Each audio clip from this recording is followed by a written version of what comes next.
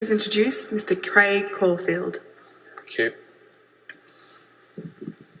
Thank you again, Chair and the Board. I understand you're all experts in financial issues and you're all across that. We see that with all of the banks.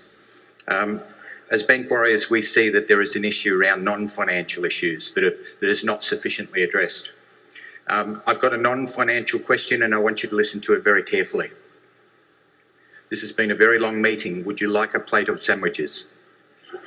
No, I'm okay. You keep going. Okay, thank you.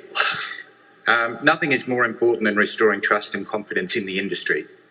As bank warriors, we're seeing a lot of malfeasance, but we also want to be clear and be fair to you guys if something is good as well. So I've got some brickbats and some bouquets, but I would like to give you a little bit of good news first. I might just provide a little bit of levity to the meeting without taking away from anything else.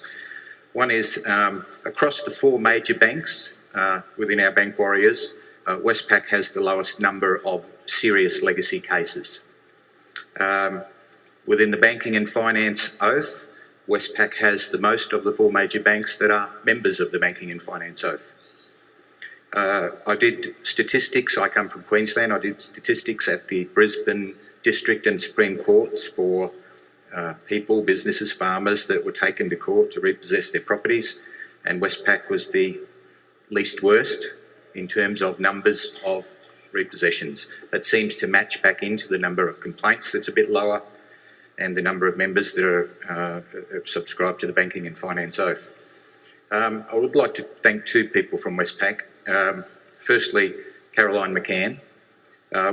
Caroline invited us and worked extensively with us in bringing in model litigant principles. Now, all of the banks have. Westpac wasn't the first there, but Caroline worked very genuinely with us, and I think Dr. Peter Branson had alluded to that before. So I'd like to thank Caroline for that. Good. Thank you.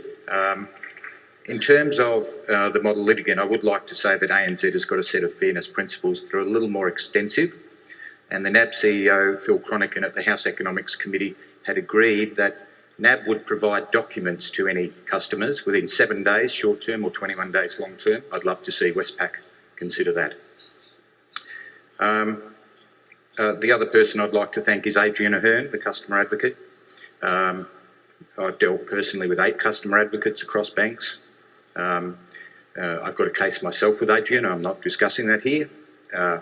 That's unresolved at this stage and he's looking into it. However, what I would like to say is Adrian's been exceptionally open to say, anybody that has a case, please introduce them to me. I'm open, I'm willing to look at anything. And in fact, in the last couple of days, he's probably met a dozen of us, which is fantastic. So I would like, not to say the outcomes there, but the process I'm very impressed with. Good. Thank you again. A couple of other issues. The APRA governance review, 35 financial institutions were asked to do that. Westpac is one of 5, I think, that has published it. CBA had to publish it compulsorily, so I thank Westpac for voluntarily putting up something that APRA had said wasn't compulsory to publish. In line with that, however, APRA has also requested a risk management review, CPS 220. I would like you to consider publishing that too, please.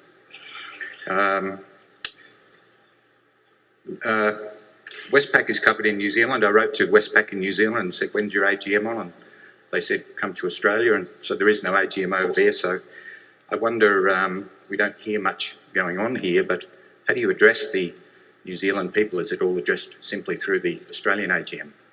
Yes, because Westpac New Zealand is a fully owned subsidiary, so that's why there's no group of shareholders like this. So Westpac New Zealand reports through into us. But if you want to talk to New Zealand, the CEO of Westpac New Zealand, David McLean, is here. I'm sure he'll talk to you after. Oh, that'd be fabulous. Now, my wife's here with me and her family are from the Bay of Plenty in New Zealand, and I would like to just send some Aussie love across the ditch to all of our friends in New Zealand that have, had the White Island volcanic disaster around. Of course. We've had 51 bank inquiries in perhaps the last, 10 years, and things keep going wrong. There's something missing there.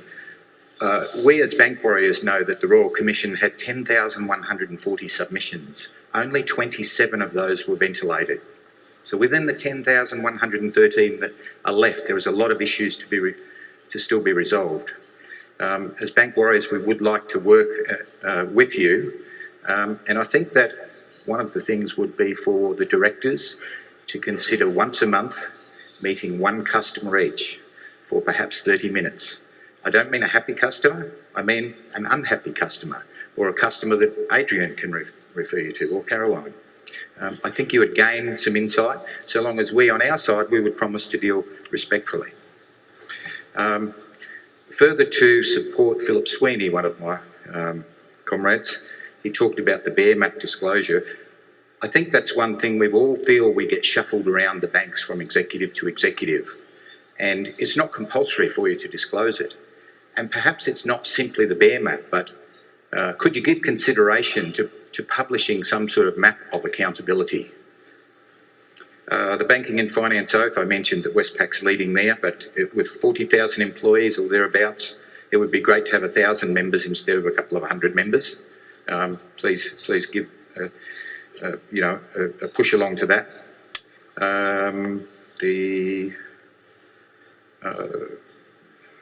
No, I might call it quits there. But thanks very much. No, thanks for your time. The sandwiches are coming. Thank you. Microphone 4, please.